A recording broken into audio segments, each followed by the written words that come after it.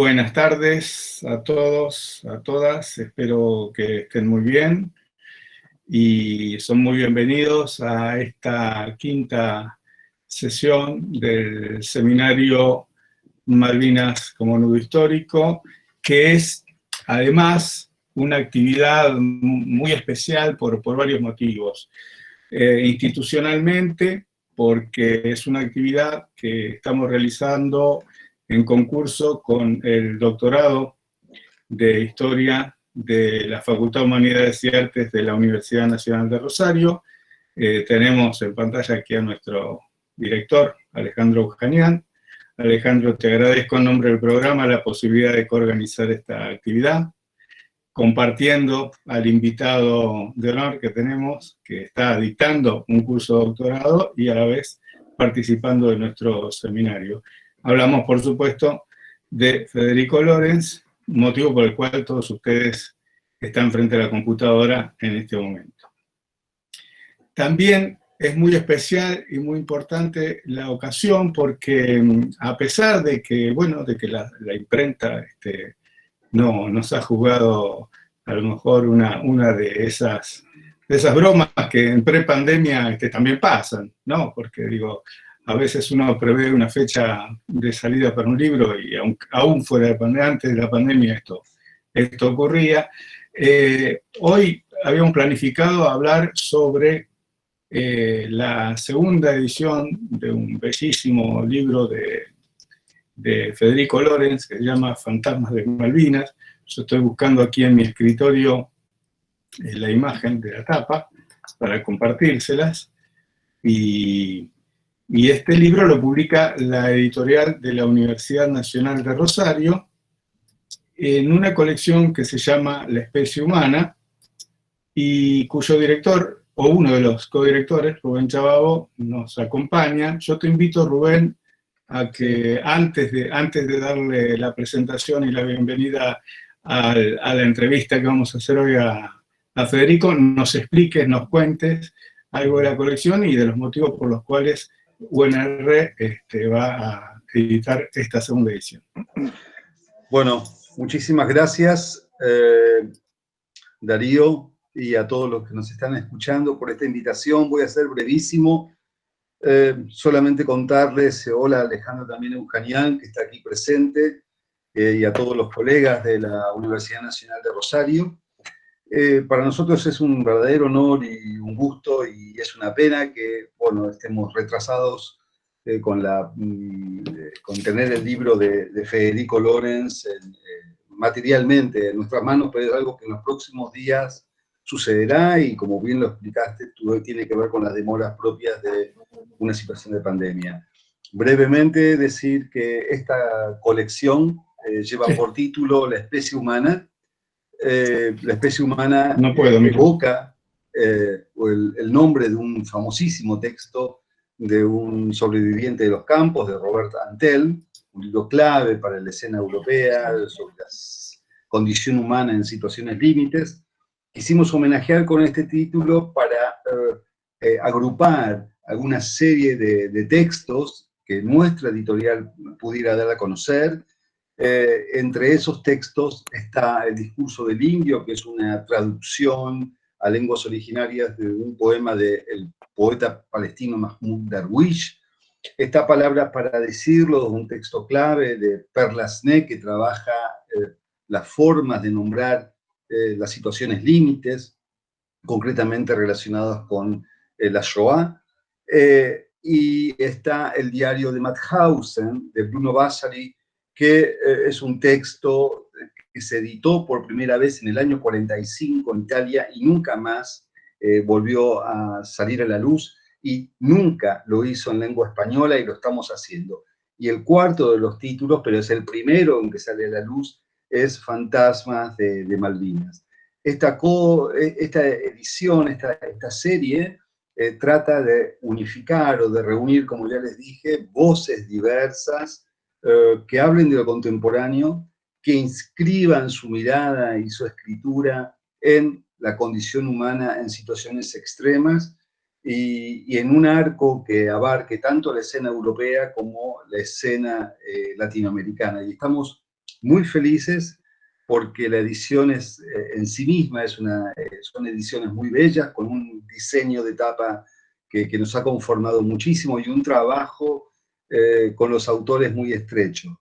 Cuando hablo en plural, lo digo porque yo hablo como codirector y me acompañan y nos acompañamos con María Gabriela Piemonti, que es la directora de la Escuela de Traductores de la Universidad Nacional de Rosario, y una persona clave en el mundo editorial de nuestra ciudad, como es Nicolás Mansi, que diría que gracias a él es que se hacen posibles muchísimas ediciones, tanto en la universidad, en la ciudad, como también en nuestra Facultad de Humanidades y Artes, y eso hay que destacarlo. Así que para nosotros es una verdadera alegría estar aquí, y solamente cerrar y decir que para mí y para muchos de nosotros es un honor que esté Federico Lorenz aquí. Federico piensa un objeto, él es un historiador y es escritor y es historiador al mismo tiempo, y él tiene sobre Malvinas una mirada pionera, podemos decir, una mirada atenta, una mirada sensible, profunda y disruptiva, que nos ha enseñado y nos enseña con cada uno de sus textos.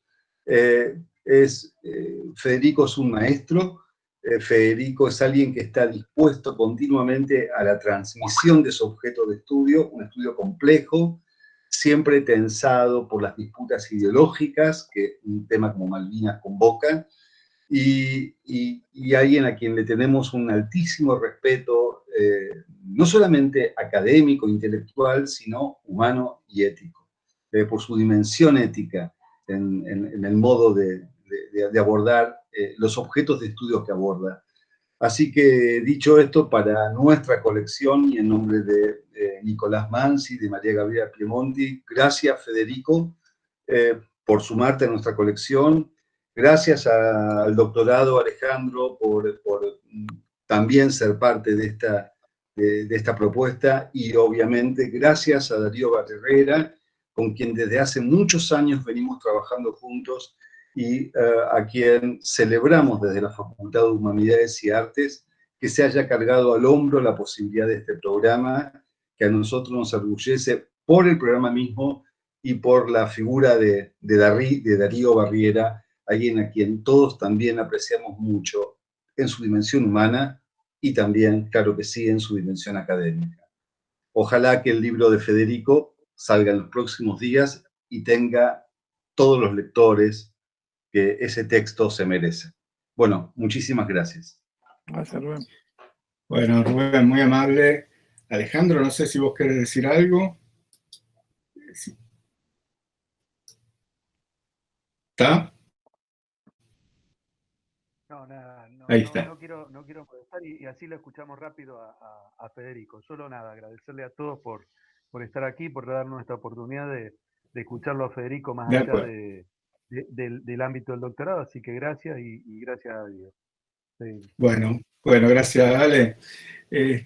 Federico, bueno, ya estás semi-presentado o casi totalmente presentado por Rubén. Yo voy a agregar nada más para los que ingresan casi siempre a estas sesiones del seminario, que como sabés son académicas, son parte de una actividad académica, pero también de una actividad que es académica abierta a todo público. Es decir, aquí puede compartir la pantalla con nosotros cualquiera. O sea que para quienes no te conocen, además de todas las cosas que dijo Rubén, que son ciertas, que suscribo, que refrendo, que comparto, Federico Lorenz es un investigador independiente del CONICET, con lugar de trabajo en el Instituto Rabiniani, y es profesor en el Colegio Nacional de Buenos Aires. Es una persona que además de ser, si no queremos decir el que más sabe sobre Malvinas, podemos decir uno de los que más sabe sobre Malvinas en nuestro país, es una persona que además tiene una enorme cantidad de producción ya publicada, una enorme cantidad de ideas, pero no solamente en textos académicos, tiene escrito lo que para mí es el mejor libro de divulgación que hay sobre Malvinas. Yo no sé si se ve allí, yo no me veo. por lo tanto espero estar acertando, que es este, es un libro que ha dejado para el que quiera hacer otro libro de divulgación sobre Malvinas, tiene la vara muy, muy alta, todo lo que necesitas saber sobre Malvinas, y además escribe ficción, y es un gran escritor de ficción también. Yo diría que si nos ponemos a listar todos los libros entre compilaciones, libros de autor, libros académicos y libros de ficción, se nos podría ir la mitad del seminario. Los invito a que hagan algo muy fácil, que se metan en Google, pongan libros de Federico Lorenz y se sirvan del menú, que es bien amplio. Hoy vamos a charlar sobre la segunda edición, ya mostramos la tapa, que es muy linda, sobre la segunda edición de este libro. Vamos a empezar la charla por ahí. La entrevista va a funcionar como una especie de rueda que ponemos a andar para que en lugar de ser una clase, como son siempre en los seminarios, esto es una conversación. Una vez que tengamos más o menos la charla redondeada, alrededor de las 4, 4:15 de la tarde, abriremos a preguntas para todo el mundo que Federico se ha ofrecido a responder sin ningún problema. Gracias de nuevo en nombre de todos y de todas, y vamos a empezar entonces por el principio. Este libro tiene un nombre que es muy sugestivo. El nombre es Fantasmas de Malvinas, y el subtítulo es Un libro de viajes. En el prólogo que te hice para la segunda edición, yo te decía que salí más convencido de los viajes que de los fantasmas. Sin embargo, respetando la intención del autor, el título es Fantasmas. Y apenas arranca el libro, vos tenés una definición muy importante.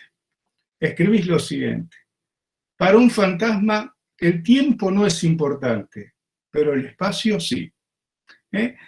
Uno puede tener la impresión de que un fantasma nos puede seguir a todas partes.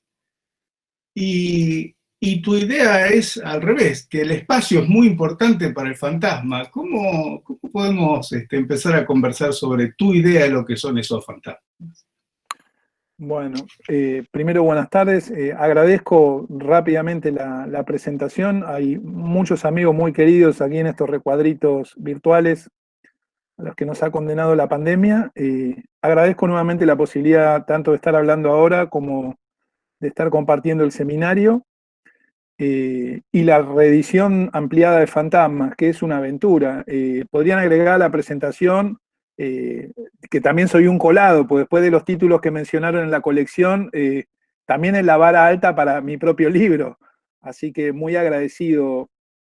Creo que tiene todo el sentido que esté creo que tiene todo el sentido que esté en compañía de textos como los que mencionaba Rubén, en el sentido de las reflexiones a la que invita, porque, y ahí voy a la cuestión de los fantasmas, me parece que lo que a mí me interesa problematizar en Fantasmas es que el lugar del cual, el lugar en el cual es importante para los fantasmas, en el caso de nuestro vínculo con Malvinas, es un lugar que no es tangible, pero que tiene la fuerza de lo tangible. Es decir, no es solo el archipiélago, sino son los vínculos que hemos construido con él. Vínculos que como historiador es relativamente sencillo problematizar, pero en tanto han sido esencializados tantas veces y con una guerra de por medio, con todo lo que implica una guerra, se vuelve difícil a veces hacerlo. Entonces también jugaba con la ambigüedad, ¿verdad? Del lugar en tanto espacio físico disputado en este caso, como el lugar en términos de dónde nos sentimos cómodos, dónde nos sentimos parte en tanto habitantes. También, si se quiere, está la idea de, ¿vieron la noción de dolor fantasma? Cuando a alguien le amputan un miembro, la persona que pierde ese miembro puede pasar varios meses y a veces hasta años quejándose de dolor o de molestia en el miembro que ya no tiene. Y uno se pregunta también si Malvinas no tiene mucho de eso, ¿no? Claro. Y hay una dimensión de lo fantasmático, de los fantasmas, que sí es temporal y que vos trabajas muy bien, que tiene que ver con ese periodo de tiempo que lo que hace es hacer engordar al fantasma. Claro. Que es el periodo de tiempo durante el cual uno no lo nombra, no habla de él. Vos has sido una de las personas que más ha insistido, me acuerdo también de Rubén, que lo conocía antes que vos, pero también Rubén Chabao en su momento más ha insistido en esto de hay que hablar de Malvinas. ¿Cómo jugó en tu propia constitución, digamos, como un historiador de Malvinas, esta convicción de necesitamos hablar de Malvinas para que el fantasma no crezca? Bueno, a mí me sucede algo muy curioso, si lo pienso en términos estrictamente personales, y me siento habilitado por tu pregunta. En mi cabeza funcionaba, yo también puedo reivindicarme, si se quiere, como especialista en lo que llamamos historia reciente, en algunos temas de la historia reciente. Y a mí no deja de sorprenderme cómo hasta un momento relativamente, si uno piensa ya, para la edad que uno tiene, es hace un tiempo, pero relativamente tardío en mi formación, cómo en mi cabeza de todo modo funcionaban de manera estanca Malvinas y el tema historia reciente, dictadura, etc. Y fue en una actividad para docentes en los cuales los puse juntos por primera vez, vamos a decir. Estamos hablando 2004, 2005. Si bien yo, por ejemplo, mi primera entrevista a un excombatiente la hice en 1993. No es que no venía trabajando sobre el tema. Pero, hijo de mi época, hacía que funcionaran de manera estanca. Cuando empecé a ver de qué manera productiva las preguntas de un tema alimentaban al otro y viceversa, la relación y la productividad de hablar del tema y de visibilizarlo, yo puedo decir, se volvió evidente por sí misma. Obviamente hay un esfuerzo intelectual detrás. Pero creo que cuando notaba lo intenso de lo que a veces uno evocaba con preguntas, por ejemplo, de entrevistar excombatientes, a revisar un aniversario, simplemente al poner a discusión los puntos, los vasos comunicantes entre el conflicto bélico del 82 y el periodo de la dictadura, el objeto de alguna manera se fue autoconstruyendo también, involucrándose mucho en lo personal, ¿no? Uno termina, bueno, en el seminario estábamos viendo la noción de vector de memoria, ¿no? A esta altura uno tiene que asumir que uno es un poco un vector de eso que quiere discutir también, en un campo tan acotado como Malvinas también todavía. Sí, ahora hay una fecha interesante allí. Vos dijiste que estabas empezando a trabajar sobre esto en el 93. Sí. Y el servicio militar obligatorio cae después del caso Carrasco en el 94. Sí.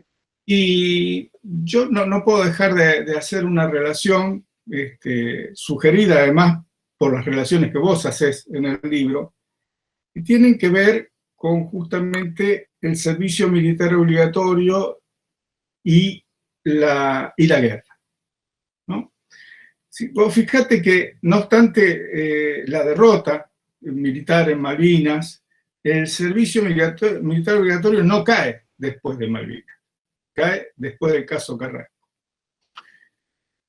¿Cómo te toma vos en el 94 esto cuando ya habías empezado a trabajar sobre el tema? Es decir, porque vos en el libro sugerís que tanto la escuela pública como el servicio militar obligatorio tienen mucho que ver con la forma en que, como entre comillas, fuimos a la guerra. Uh-huh. Pero ¿cómo es esto de que una derrota militar no impacta tanto sobre la obligatoriedad del servicio militar como lo que sucede con el caso Carrasco? Que es un caso, si se quiere, individual, ¿no? Sí, entiendo. Bueno, ahí hay que hacer un poquito de historia. Las mismas agrupaciones de excombatientes no se oponían al servicio militar obligatorio, sino que lo que decían era que había que hacerlo de otra manera. Eso aparece en sus documentos fundacionales. Es decir, que si vos querés, los principales afectados por un servicio que se había, entre comillas, distorsionado en su función original, como se había demostrado en la guerra del 82, sostenían que tenía que haber un servicio militar. Su crítica era hacia la conducción militar y hacia las Fuerzas Armadas. Eso por poder empezar a responder la pregunta. Después creo que hay un componente, un desentendimiento de origen, podemos decir, entre las organizaciones de derechos humanos y las agrupaciones de excombatientes. Si volvemos al contexto de la inmediata posguerra, encontramos movilizaciones hechas en conjunto entre algunas agrupaciones de excombatientes y algunos organismos de derechos humanos, no todos, pero rápidamente, sobre todo a partir del 87, esos caminos se bifurcan. Se vuelven a encontrar, si vos querés, recién en el 2011-2012.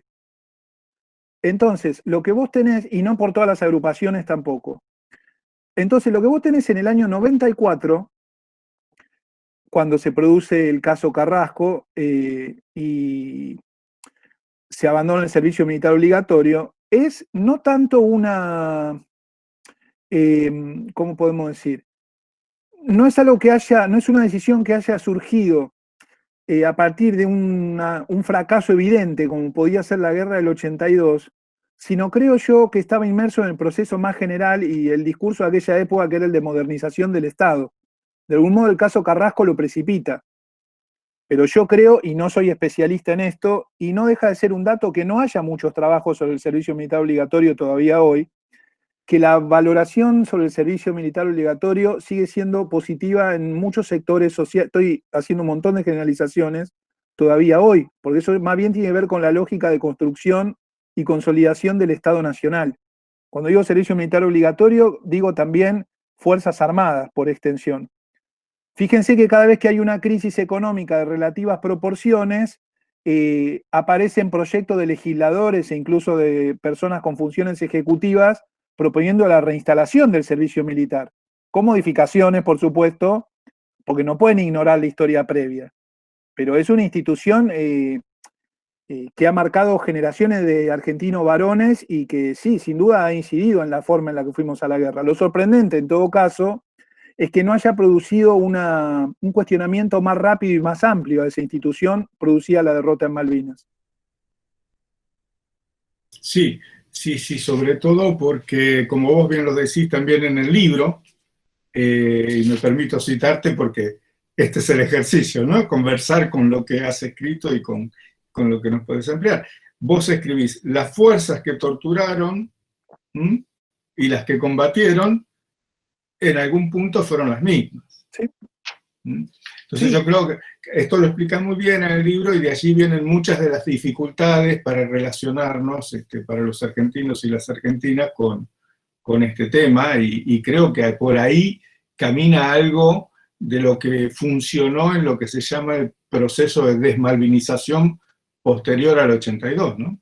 Sí, claro. Es interesante pensar que cuando se instala la idea de malvinización, que es muy temprano en la podictadura o en la transición a la democracia, como queramos decir, yo prefiero decir podictadura, apuntaba a algo muy concreto, que era quitarle a las Fuerzas Armadas el poder simbólico o la eficacia simbólica de Malvinas. Eso quería decir desmalvinización en los 80. Hoy el término se ha resignificado muchísimo y básicamente alude a desentenderse de la causa por la soberanía, mucho más que a quitarle el peso simbólico del símbolo a las Fuerzas Armadas. Pero en los 80 quería decir eso. O sea, ¿por qué? Porque como el apoyo social, con distintos niveles, en distintos grados, etcétera, a la recuperación, podía ser presentado en los 80 como apoyo a la dictadura, y de hecho retóricamente fue presentado así por distintos actores, desmalvinizar quería decir eso en los 80. ¿Por qué? Porque se podía razonar, bastante tramposamente para mí, que el apoyo a la recuperación de Malvinas se traducía en apoyo a las Fuerzas Armadas y por extensión apoyo a la gestión integral de las Fuerzas Armadas. Es una discusión muy presente en los 80, que también tenía que ver con la de inocentes o culpables, víctimas, ajenos a lo que sucedía. Bien el discurso de la transición, y en el cual Malvinas cayó. Y la desmalvinización, entonces, para los principales actores afectados, que yo me atrevería a decir que fueron sobre todo, me atrevería no, estoy seguro, fueron los soldados excombatientes en sus agrupaciones, quería decir concretamente no reconocer lo que era su experiencia histórica fundante, es decir, también en sus primeros documentos lo que aparece es que reivindicaban su participación en la política en aquellos años a partir de haber ido a la guerra en nombre de todos, que es lo que hace un conscripto. Es decir, más allá de sus convicciones o los valores que tuvieran, estaban cumpliendo un deber cívico. Otra paradoja, pues estaban cumpliendo un deber cívico con el contexto de un gobierno dictatorial. Sí, efectivamente, y eso tiene mucho que ver con otra cosa que vos decís también en el libro, que es esto de que la guerra sobrevive a sus sobrevivientes, ¿no? Y los sigue acompañando, como es obvio. Algo que no es completamente comprensible o completamente digerible para el que no lo atravesó o para el que no trata de empatizar y no trata de estudiar o de comprender.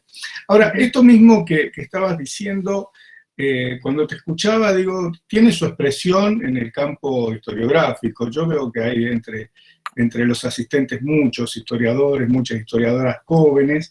Digo, ¿qué pasó también con la historiografía como campo de batalla, ¿no? Porque, fíjate, en tu primera edición, en la página 78, de esta primera edición de Fantasmas, vos decís una cosa que es muy cierta y que cualquiera puede corroborar: a los ingleses les encanta la historia militar, probablemente porque son los vencedores. Ahora, ¿qué problemas debe enfrentar una historia militar que trabaja desde la derrota? Es decir, que trabaja sobre una derrota que no es Huaki, que ocurrió hace 200 años. Una cosa es escribir la anatomía de Huaki y otra cosa es escribir la anatomía del desastre de Malvinas, ¿no? ¿Qué te parece? ¿Cómo te parece que impactó esto sobre nuestra historiografía? Bueno, yo respondería en dos niveles, ¿no? En los 80 comienza lo que nosotros llamamos profesionalización de la historia, ¿no? Que lo fue, no lo digo ni peyorativamente ni irónicamente. En ese proceso de profesionalización, algo que fue sometido a una crítica muy fuerte fue la historia militar y diplomática tradicional, que es la que alimentó, entre otras cosas, los relatos nacionales. Entonces, ahí tenés una primera limitación, o un primer condicionante para que los temas te interesen o no. Una forma de hacer historia, concretamente, estaba siendo impugnada. Pero también, si esa revisión de la forma de hacer historia abre a otro tipo de preguntas, otro tipo de historias y otros temas, por lo tanto, eso no puede ser pensado ajeno al contexto en el cual se produce esa renovación. Y en los 80 y los 90, sobre todo en los primeros 80, el contexto era, podríamos ponerlo en dos planos. En un sentido genérico, una sociedad que retóricamente de su conducción buscaba reinventarse. Pensemos, por ejemplo, en el gesto refundacional de Alfonsín, primer presidente democrático tras la dictadura, que cerraba su discurso recitando el preámbulo de la Constitución, ¿verdad? O su consigna, somos la vida, ¿no? Para hablar de un contexto más amplio a lo que uno piensa profesionalmente. Y por el otro, la revisión de la propia historia de muchos de los profesionalizadores del campo, que a lo mejor en los finales de los 60, primeros 70, habían acompañado con más o menos intensidad corrientes políticas que tenían a la violencia como uno de sus componentes. Entonces la discusión sobre Malvinas entra en eso también, en un momento en el cual además los historiadores y las historiadoras comienzan a prestarle atención a otros temas. Entonces, Malvinas, que mucho más que una guerra, es un concepto muy polisémico, pues estamos diciendo Malvinas, pero quiere decir un montón de cosas, que es lo que estamos tratando de ver en el seminario estos días, cayó en esa volteada también. Era historia militar. Historia militar quiere decir colores de uniforme, blindaje de los vehículos, calibre de los cañones, aprender a leer mapas, cosas que, por ejemplo, qué sé yo, hoy a la mañana trabajábamos con fotos en el seminario y cómo hay que conocer efectivamente cuestiones que tienen que ver con las instituciones militares para poder interpretar una fotografía, que es algo que hoy un historiador hace. No sé, un historiador que hace historia de la inmigración puede trabajar con fotos, un historiador que hace cuestiones de género también y viceversa, pero no pensamos que eso mismo se puede aplicar a un tema como fue una guerra en 1982, porque está muy condicionada por las discusiones políticas alrededor de ella también. Sí, y dos preguntas me salen de esta exposición tuya, porque la primera es si hay alguna historiografía o alguna experiencia historiográfica cercana que pudiera funcionar como espejo de la nuestra. Esa es la primera. Y la segunda es llevarte por el camino que abriste de las fuentes, que lo tenía pensado para más adelante. Vamos a esto, no, es una charla. Sí. Vamos por esto de si hay alguna experiencia historiográfica que te parezca vecina o que nos pueda funcionar como espejo, y después hablamos de las fuentes. Yo puedo hablar de cuál me sirvió de modélica a mí, que son los estudios socioculturales sobre la Primera Guerra Mundial o la Gran Guerra. Por un lado, porque la experiencia de los infantes en la Primera Guerra Mundial es muy parecida a la experiencia de los infantes argentinos en Malvinas. Así que ahí hay, si vos querés, hasta una cantidad de herramientas que ya estaban ensayadas y exitosamente trabajadas y que abrían un camino. Pequeña digresión. Muchos de los que somos memoriólogos, por así decirlo, en términos de trabajar en los estudios de la memoria, leíamos mucha bibliografía sobre memoria de guerra y experiencia de guerra para pensar la dictadura en la Argentina, pero no hacíamos el traslado a pensar la guerra de Malvinas. Ahí está otra vez los condicionantes de cómo uno toma los temas. Pero yo un día me descubrí leyendo bibliografía sobre la experiencia de las matanzas alemanas en el norte de Italia, los trabajos de Sandro Portelli, por ejemplo, y resulta que no se me había ocurrido, no porque se me tuviera que ocurrir a mí particularmente, pero quiero decir, porque en mí, si querés, convivían los temas, hacer la extrapolación, lo fructífero del asunto. Entonces, yo pienso que un modelo interesante para nosotros, sin duda, son los estudios socioculturales sobre la Gran Guerra, que son fundacionales, además, en términos de historia sociocultural de la guerra. El otro, sin duda, que está mucho menos explorado, con lo cual, tal cual el seminario, esta charla también es una invitación, estamos esperando los trabajos que comparen Guerra de Malvinas con Guerra de Vietnam, en términos de cómo se procesa socialmente una derrota. Ahí hay una cantera. Uno puede hacer analogías así de café, puede ver, pero hay una cantidad de elementos de contacto, de doctrinarios, hasta cuántos militares argentinos con mando en Malvinas hicieron cursos en los ejércitos estadounidenses, en la Fuerza Armada de Estados Unidos, en esa época que estaban atravesando el post-Vietnam, por no hablar de la marca de la memoria, y adelanto algo para los participantes del seminario de mañana. Pensemos, por ejemplo, en una película como Rambo, para que veamos cómo esto quiere decir sociocultural también.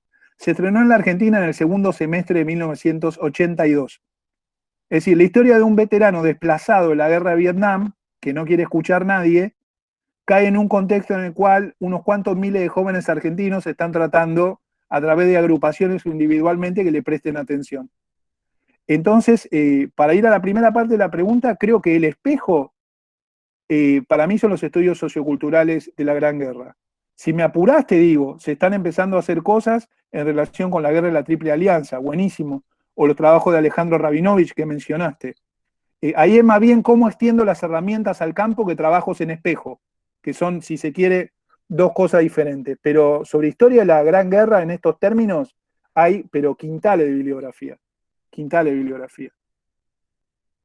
Bien, sí, yo estaba pensando en algo más como lo de Vietnam, ¿no? Es decir, en historiografías desde la derrota y en espejos en ese plan. Yo creo que diste una respuesta mucho más amplia y más completa, desde luego. Lo que pasa, si me permitís, Darío, sí, es que claro. Lo interesante que tienen los estudios socioculturales de la Gran Guerra es que también son fundantes para estudiar los procesos de memorialización de la guerra. Claro. Entonces, en términos de economía de recursos, para lo que estén pensando en su formación, se matan varios pájaros de un tiro. Claro. Y a la vez, y acá le robo la idea a Norbert Elias y Eric Hobsbawm, Hobsbawm diría, la Primera Guerra es el primer descenso civilizatorio occidental importante. Entonces, es lógico que haya una masa bastante mayor de trabajos al respecto. Incluso los que ganaron actúan como derrotados en términos de procesar la experiencia. Tal cual, sí, no, pero es buen el consejo para los que se están formando, tal cual como dijiste. Y trajiste a colación que esta mañana trabajaron con fotos, y yo justamente una de las cosas que había relevado para compartir con todo el mundo y para que vos nos ampliaras, es que entre las muchas fuentes con las que vos trabajás, testimonios, trabajo de campo, registros propios, registros de otros, cartas, usás a los museos como fuente, pero de las fotos decís algo muy, muy especial. Decís, tener las fotos nos ayudaría a pensar de un modo muy distinto la guerra. ¿Podés ampliar un poquito esa idea? Sí. Bueno, la foto, bueno, acá volvemos si querés también a la cuestión casi te diría mística o extrasensorial, aunque no lo es en términos extrasensoriales. Las fotos son un congelamiento del pasado, tienen, bueno, eso lo ha trabajado gente mucho mejor de lo que yo pueda llegar a decir. Pero en términos de la experiencia de Malvinas, sucede que contra nuestra creencia, cuando digo nuestra hablo del sentido común, digo, yo empecé a trabajar con fotos de Malvinas a partir de la idea de que no había fotos sobre Malvinas, salvo las producidas oficialmente. Y la verdad es que hay un montón de fotografías amateurs, que es lo que yo he trabajado, sobre la guerra. Fotos sacadas a escondidas, en el caso de los soldados, fotos de los vencedores, fotos que capturaron los vencedores, fotos que se guardaron los isleños revolviendo entre los despojos argentinos, y te darían una idea más cercana a lo que fue la guerra, no lo digo en términos esencializadores, sino como una mirada más, sencillamente porque es el registro con el cual aquellos que sacaban las fotos pretendían recordar o ser recordados, que no necesariamente es la misma perspectiva de un fotoperiodista o de un fotógrafo oficial, que a la vez toma fotos de la guerra alimentado inconscientemente por fotografías que vio de otras guerras. Entonces a eso iba el punto, a eso iba el punto. Y lo mismo, si me permitís, con las cartas. También Malvinas es probablemente la última guerra a gran escala epistolar de la historia en términos convencionales. Hoy ponía el ejemplo, hoy un soldado británico o estadounidense que está en el destino del mundo que se les ocurra, puede mandar un audio y una fotografía de lo que está haciendo si tiene una buena conexión. Pero en el 82 la comunicación con las familias en el continente era por correo. Y como la guerra fue tan precaria y tan apresurada, y aquí también hay un tema de investigación interesante, no hubo tiempo de implementar sistemas de censura, como es de práctica en las guerras. Así que son testimonios muy impactantes cuando se han podido conservar. Sí, esto también lo decís en el libro. Se cuelan algunas cartas que son increíbles, ¿no? Porque hay cuestionamientos tremendos y no parecen haber recibido ninguna censura. Hay otra expresión que también utilizás en tu libro Fantasmas y que me parece muy, muy enriquecedora, que es la de Malvinas como territorio mestizo. Creo que en esto podemos jugar no solo con la cuestión espacial, sino también con la temporal y empezar a ver cuáles son esos mestizajes que vos identificás. ¿Querés contarles a los demás? Sí, claro. Empiezo primero por una cuestión experiencial. Yo estuve en Malvinas 3 veces.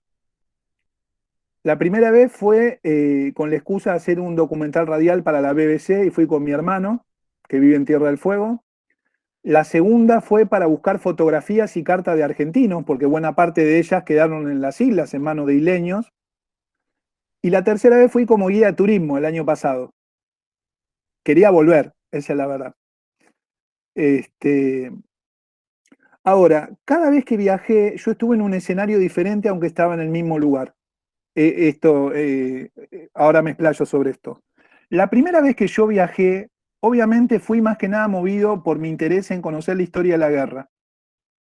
Entonces casi le diría que una conmoción muy grande que yo recibí al empezar a recorrer, por ejemplo, el pueblo, es que había gente, es decir, uno puede saber en abstracto que ahí vive gente, pero nuestro sentido común sobre el tema no pone gente allí. Y el otro es que era color. Mi imagen predominante de Malvinas, claro, ahora no, porque hay web y hay una cantidad de cosas, pero para muchas generaciones de argentinos, la mayoría de las imágenes de Malvinas hasta el 82 y bastante después eran en blanco y negro, eran la foto de los diarios. Recuerdo, por ejemplo, lo que me impresionó ver el reloj del correo, que hay una sola avenida principal, entonces en muchas de las fotos de la época de la guerra aparece el reloj ahí, y verlo ahí en color, esas agujas negras con el fondo blanco y detrás el tejado verde. Impactante para mí. La segunda vez, que ya había hecho, si se quiere, mi catarsis en relación con la guerra, se abrió, ¿vieron como esos libros de cuentos para chicos, los pop-up que uno lo abre y se le arma un castillito, una casa tridimensional? Y Malvinas fue eso en esa historia mestiza. Aparecieron los marinos, los gauchos, apareció los tripulantes de la Clio, aparecieron náufragos, aparecieron los fabricantes de naufragios, aparecieron unas islas completamente diferentes, y resulta que yo estaba en el mismo lugar. Pero de algún modo era porque había hecho ese proceso también. Con lo cual, y esto sí es una ironía, pero uno de los textos que yo compartí en el seminario es un artículo que se llama 20.000 argentinos en un barco, que es una carta justamente encontré en el archivo del Ministerio del Interior, donde un hombre le propone al ministro del Interior, de Galtieri en ese momento, mandar en un barco 20.000 argentinos, dice, de distintas profesiones, para que cuando llegue la flota inglesa estén ahí y los ingleses vean que las Malvinas son nuestras. A mí me pareció formidable en su ingenuidad, parece una novela, por otra parte. Pero lo que expresa la carta también es, si se quiere, el desconocimiento que tenemos sobre el archipiélago. Y si tuviéramos más conocimiento, la idea de mestizo tendría bastante más asidero. Porque cuando yo uso esa palabra, tramposamente, estoy mezclando tanto, pero es una trampa consciente, quiero decir, distintas formas de aproximación con la idea precisamente de zona de cruce. Hay gente que explícitamente decide ir a vivir allá, pero en algún momento de la historia hay gente que no tuvo más remedio que quedarse a vivir allá, como hay gente que quedó muerta allá porque algún destino marcó que tenía que estar ahí. Fuera por la guerra del 82, fuera por un naufragio. Es un lugar fascinante en esos términos también, como toda zona de frontera, por otra parte. Malvinas es un territorio de frontera también, nosotros lo pensamos como muy congelado en lo que pensamos como Argentina, el mapita Rivadavia, ahí el que todos aprendimos a dibujar, pero el extremo austral del cono sur, que incluye a Malvinas, bueno, es la última frontera del capitalismo, estaría bueno pensarlo en esos términos también. Estamos a un año de que se cumplan los 100 años de las matanzas de obreros en Patagonia. 700 kilómetros enfrente de Malvinas. 100 años nada más, entre comillas. Entonces es mestizo en todos esos sentidos.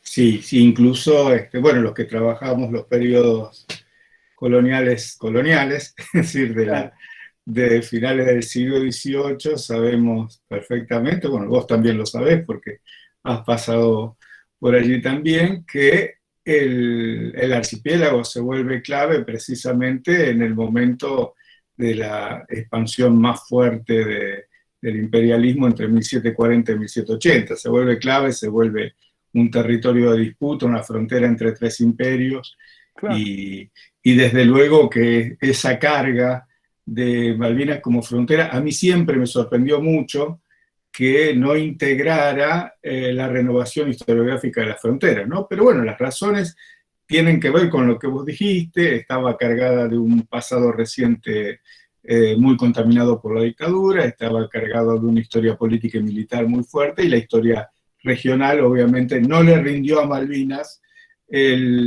la cantidad ni la calidad de trabajo que sí le rindió a la Pampa bonaerense o al litoral de los ríos, ¿verdad? Esto es así. Muy interesante lo que dijiste del territorio mestizo. Sí, dale vos. Hay una cuestión más, y es que cualquier aproximación histórica a Malvinas, por lo menos del lado argentino, por ponerlo en esos términos, está sobredeterminada o condicionada por el saludo a la bandera implícito de que tenés que demostrar que es un territorio argentino. Entonces eso te acota mucho las preguntas también. Es más difícil pensar en mestizaje o en zona de frontera cuando vos tenés que probar la soberanía sobre un territorio. Eso te condiciona bastante también a la hora de trabajar, implícita o explícitamente. Sí, lo mejor es hacerlo explícito para poder trabajar. Porque, y trabajarlo. Claro, porque lo que hay allí es una división del trabajo también, ¿no? Es decir, los historiadores y las historiadoras tenemos un trabajo que hacer y los diplomáticos y las diplomáticas tienen otro trabajo que hacer, y en la medida en que cada uno de nosotros haga mejor su parte del trabajo, la cosa me parece que que se va a volver más interesante y el diálogo más fácil. Uh-huh. Si al revés, si nos condicionamos mutuamente, solo podemos construir complicaciones innecesarias. Uh-huh. Hay otras dos ideas en tu libro que, bueno, que tienen todo que ver con esto que dijiste, y vos las trabajás tanto en primera persona, pero también las trabajás con los protagonistas, con las experiencias de los protagonistas de esta historia en particular, que es la guerra del 82. Te voy a traer aquí a la pantalla, digamos, a la memoria, a Héctor Volponi, el piloto del Dagger estrellado el 23 de mayo de 1982, que escribió algo que es muy interesante. Dice: cada vez que salgo en el vuelo, me olvido de mí y me regalo a la patria, porque así ha de ser. Después de esa cita, o sea, se vienen muchas preguntas. Hay muchas preguntas que invito a los futuros lectores del libro a que las recorran. Y yo te agrego una. ¿Qué podrías transmitir vos a partir de esta experiencia de la diferencia de la idea de patria que evoca Volponi con la idea de nación? Wow. Yo voy a salir de esa pregunta de esta manera.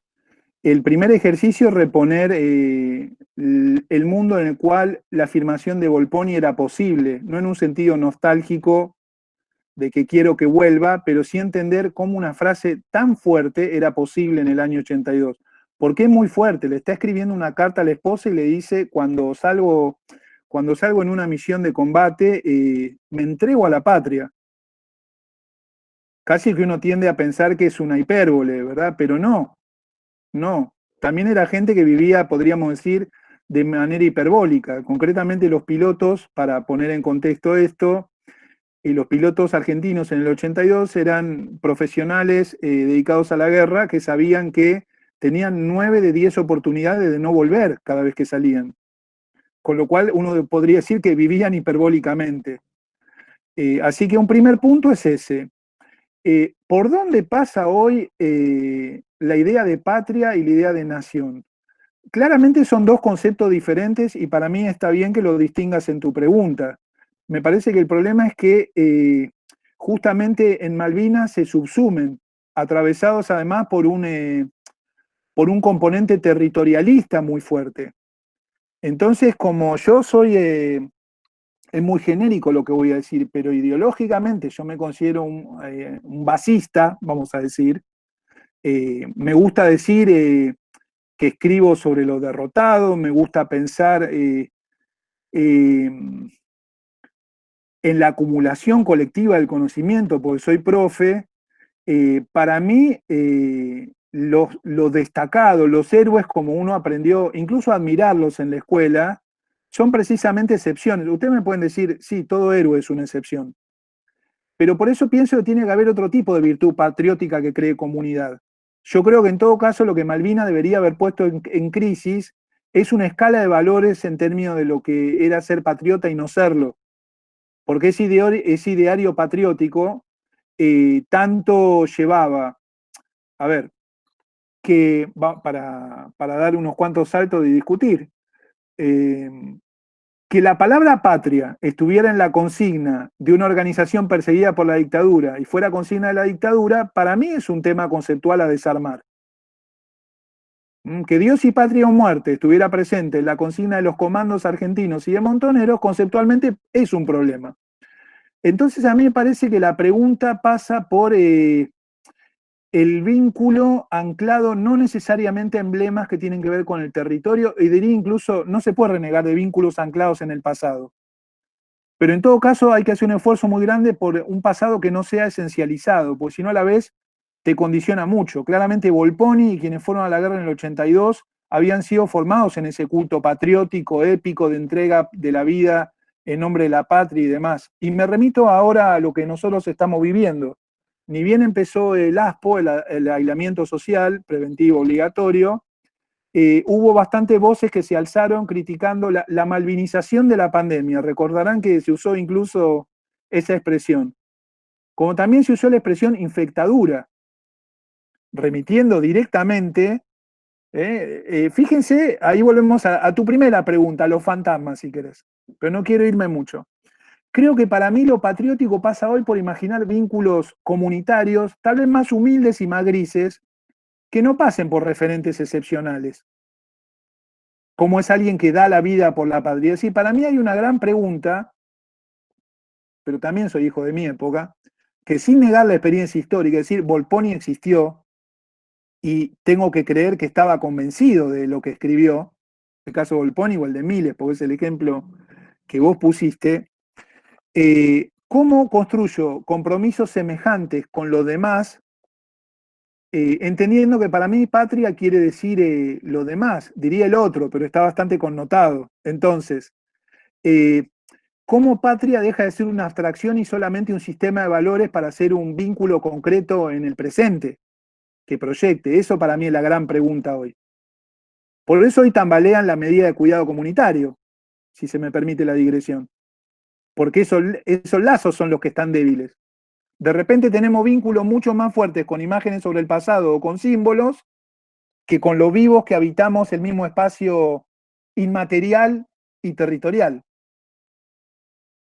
Sí, y en ese sentido, bueno, yo había pensado un poco Pero el esto tema. por culpa tuya me preguntas eso, ¿eh? No, te Yo voy quiero a ser optimista.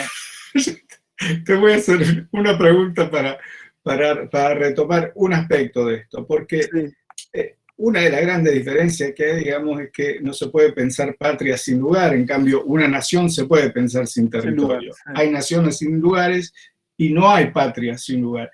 Y esto, a mí me parece que en tu libro también aparece muchas veces cuando hablas de los que viven al sur del río Colorado. Ni hablar, claro. Entonces parece que hubiera como otra patria, ¿no? Una Argentina más argentina en lo que concierne a la experiencia de la Guerra de Malvinas, si es la Patagonia, que si es el norte. Vos en el seminario contaste una anécdota muy importante, muy graciosa, que me encantaría que repitas, que es la del encuentro con tu hermano en el sur, ¿no? En el sur, sí. Perdón los que ya la escucharon, pero mi hermano vive en Tierra del Fuego desde el año 98 y con él viajé a Malvinas la primera vez. Y nos alojamos en casa de una isleña, práctica muy habitual, no está muy desarrollada la hotelería todavía, y compartíamos alojamiento con un chileno que vivía del lado chileno de la isla grande de Tierra del Fuego, experto en el cultivo de papa subantártica, que estaba viendo de trasladar su actividad a Malvinas, y con un japonés ornitólogo que viajaba por el mundo fotografiando pingüinos. Y como era de buena costumbre, cenábamos ahí juntos todas las noches. Y recuerdo claramente una conversación que era sobre las dificultades para poner a secar la ropa en el sur. Hay muchísimo viento en el sur, para quien conoce, no es algo fácil de hacer. Y a mí me hizo pensar mucho sobre los vínculos, algo tan anodino como eso, porque cuando escuchaba hablar al chileno, a mi hermano y a la isleña, siendo que mi hermano es de mi sangre, por hablar de un vínculo fuerte, los extranjeros ahí éramos el japonés y yo. Los extranjeros ahí éramos el japonés y yo. Y antes de eso, mi hermano, insisto, se fue a vivir en el 98 a Tierra del Fuego, es menor que yo, él nació en el 74 y yo en el 70, y me acuerdo discutir sobre Malvinas y que él me dijera, ¿sabes lo que pasa? Que ustedes no entienden la guerra porque ustedes no saben lo que era ver salir 3 aviones y volver uno. Y yo le dije, boludo, la verdad que vos tampoco, porque vos vivías en Buenos Aires en el 82. Pero él ya se había apropiado completamente de la experiencia local, ya era de él. Entonces, lo que vos decís de la nación y el territorio, de la patria y el territorio, es complejo porque vos hablabas de espejos también hace un rato. En esto de pertenencias y demás, yo no puedo no pensar que quienes habitan las islas no estén construyendo su pertenencia y su identidad también. Es decir, no los puedo pensar congelados en el tiempo. Que es un poco lo que a nosotros nos limita a la hora de pensar Malvinas. Es como, ya no me acuerdo si en química o en qué, porque claramente no es mi métier, pero ¿se acuerdan que había elementos que eran neutros en las fórmulas, que no afectaban? Ya no me acuerdo ni qué, discúlpenme. Pero no se puede pensar como un elemento neutro ese, porque está funcionando y es dinámico, tanto en las islas como en el continente. Entonces, el gran desafío conceptual, me parece, es tener eso en cuenta. Y ahí la historia larga, la colonial, como decís vos, por ejemplo, ayudaría muchísimo, porque repondríamos la idea de proceso. Nosotros también vemos las islas muy ancladas en lo que nos falta y en las vidas que perdimos. Y eso es limitante a la hora de discutir. O de pensar, ¿no? Que uso mucho la palabra discutir, pero bueno, es porque discuto mucho. Pero se entiende bien. Y hablando de discutir mucho, la nueva edición de Fantasma, que merece la pena por muchas cosas, lo merece sobre todo porque contiene un capítulo más, que es a la vez un capítulo montado en otro capítulo de tu vida y en otro viaje. El viaje como experiencia, que es tu experiencia como director del Museo Malvinas. ¿Querés contarnos por qué decidiste incluirlo? ¿Cuál es el contenido de ese viaje que hace que amerite que incluyas esto? Sí, sí, claro. Tiene también otro capítulo que se llama Mi Finisterre, ¿no? Que es a partir del segundo viaje. Es decir, yo después de ese primer viaje seguí viajando a las islas, o tal vez nunca me fui para volver a los fantasmas. Pero concretamente en relación con el museo, bueno, yo fui director del museo entre 2016 y 2018. Es una experiencia que yo recuerdo muy ingratamente, porque se tensaron al extremo lo que yo creía, o creo en realidad, que pueden ser relaciones virtuosas entre la investigación y la gestión, por así decirlo. Hablábamos al comienzo del seminario de que cuando uno se mete con un tema, trabaja sobre un tema, no tiene que ignorar la dimensión o por lo menos yo creo que no puede ignorar la dimensión de la divulgación o la intervención, es decir, hacia quién destina los frutos de su trabajo. Puede ser al mero regodeo intelectual, pero si no es así, hay que pensar bien para qué hace las cosas. Y lo que yo encontré en el museo, pero no lo digo en términos de víctima, sino probablemente, en todo caso, víctima tal vez de una mezcla de ingenuidad y soberbia, en el orden que quieran, aunque puede ser excesivamente autoflagelatorio, fue una incapacidad de escucha muy grande por los distintos actores, involucrados directa o indirectamente en el museo. Gestionar eso desde una voluntad crítica, es decir, de construir conocimiento abierto a tener que cambiar ciertas miradas, en un punto para mí fue insostenible.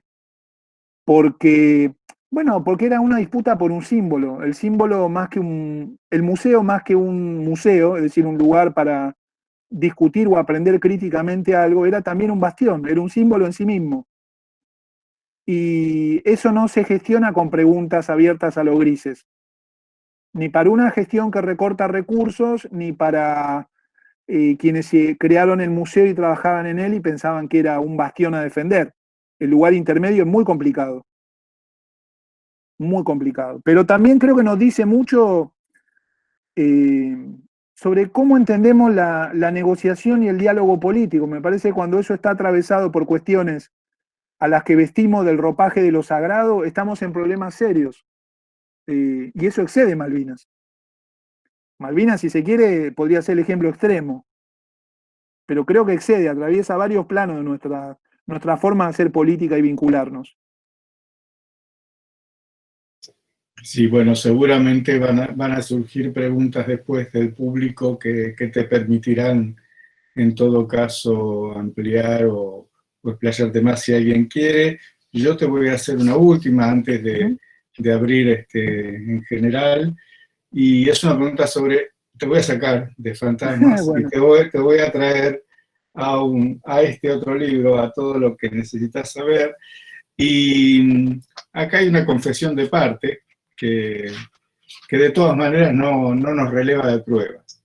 Está bien. Vos decís al comienzo de este libro que es un libro que te costó mucho escribir.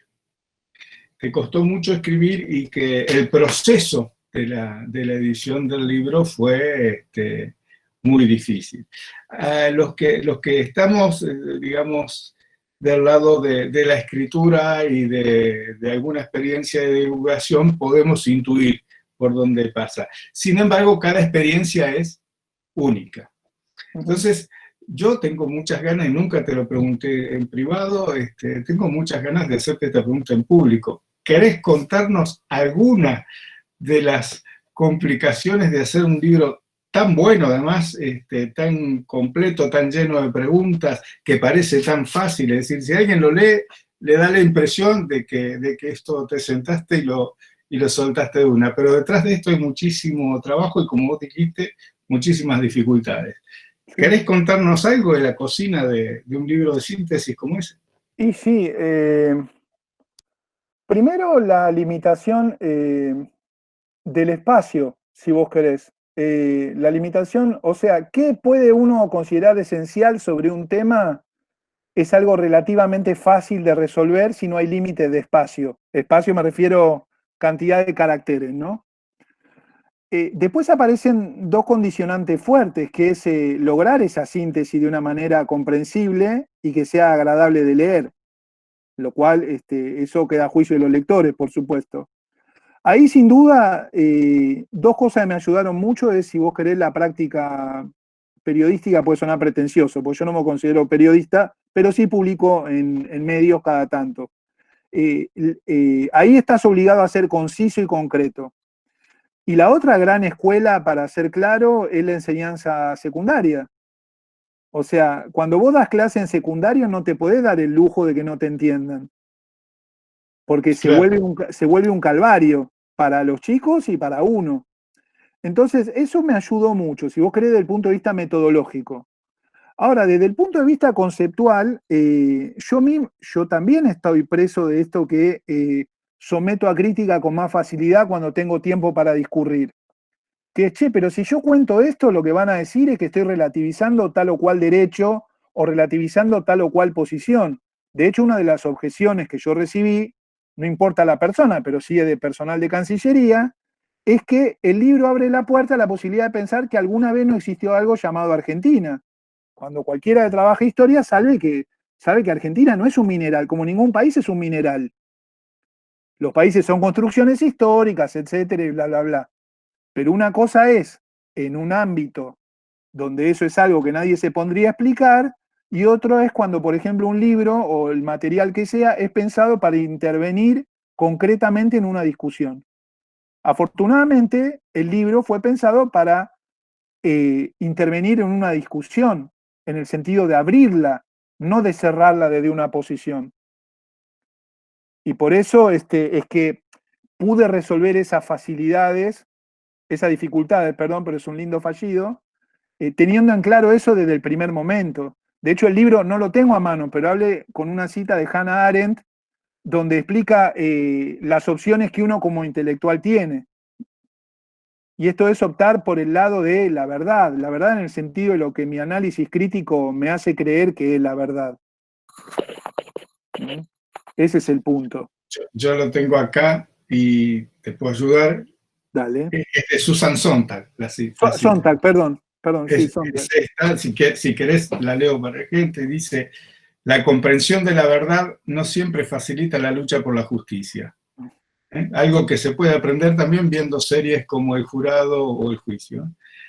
Y a fin de impulsar la justicia, puede parecer correcto suprimir la verdad. Espero no tener que elegir. Pero cuando la elección entre la verdad y la justicia es necesaria, como por desgracia ocurre a veces, me parece que el intelectual debe decidirse por la verdad, absolutamente. Así no es en general como los intelectuales mejor intencionados han procedido. Siempre, cuando los intelectuales suscriben causas, es la verdad, en toda su complejidad, la que sale con cajas destempladas. Ahí está. En la justicia no pasan cosas muy diferentes. Bueno, pero si lo dice Susan, yo podía hacer el libro así. Totalmente, totalmente. Y además estamos completamente de acuerdo en que justamente el intelectual lo que no puede tener bajo ningún punto de vista es desapego por la verdad. Federico, si estás de acuerdo, abrimos a preguntas de los asistentes y las asistentes. Encantado, sí, sí, claro. ¿Alguien que quiera aprovechar la ocasión? ¿Preguntar algo? Leandro Fernández, activate y dale, hace la pregunta. Hola, ¿qué tal? Buenas tardes, ¿me escuchan? Sí, sí, hola. Fuerte y claro. Buenísimo. Bueno, primero un saludo a todos. Mi pregunta es la siguiente, y voy a comentarla, voy a contextualizarla. Yo soy riograndense, soy fueguino, y como ustedes sabrán, Tierra del Fuego, específicamente Río Grande, es la capital nacional de la vigilia. Bien, la ciudad se encuentra con muchísimos monumentos históricos a la Guerra de Malvinas. Son monumentos militares, aviones, piezas de artillería y diferentes armas, por así decirlo. Y mi pregunta es la siguiente. En general, cuando se conmemora este acontecimiento, se suele borrar en el discurso el origen del conflicto y se habla desde una posición que considera que es una gesta patriótica. Esto es muy llamativo. ¿Por qué? Porque en general, en este tipo de conmemoración, en la vigilia, que tiene algunos días, se monta una carpa, participan diferentes organizaciones de combatientes. Bien, suelen ir estudiantes de todos los colegios de la ciudad y se les suele repetir el mismo discurso, y esto, para quien haya estado en la provincia y tenga conocimiento sobre la experiencia local del conflicto, tiende a reforzar ciertos estereotipos, representaciones y discursos que, a mi opinión, son bastante cuestionables. ¿Por qué? Porque tienden a reforzar una mirada nacionalista, y que en la provincia es muy difícil de poner en cuestión, de tensionar, para intentar comprender de manera cabal la naturaleza del conflicto e inscribirlo en procesos históricos de larga duración. Hace poco se presentó un proyecto para declarar sitio de memoria al Batallón de Infantería de Marina número 5, lo cual generó el repudio de la multisectorial y de ciertas organizaciones de derechos humanos, y a raíz de esto, una reacción bastante fuerte por parte de la comunidad riograndense. Mi pregunta es la siguiente: ¿cómo intentar, desde el punto de vista historiográfico o desde la participación, yo soy docente en historia, de poner en tela de juicio esa idea de gesta patriótica y realizar algo tan simple, siendo historiadores o historiadoras, como contextualizar el origen del conflicto? Que puede sonar algo bastante ingenuo, pero es muy complicado de hacer. En particular, como comentó Federico, por la experiencia local respecto al conflicto y la manera de sentirlo. Porque acá la idea es la que prevalece, es Malvinas es un sentimiento. Espero haber sido lo más claro posible y muchas gracias por el espacio. Bueno, muchas gracias por poner en contexto la pregunta.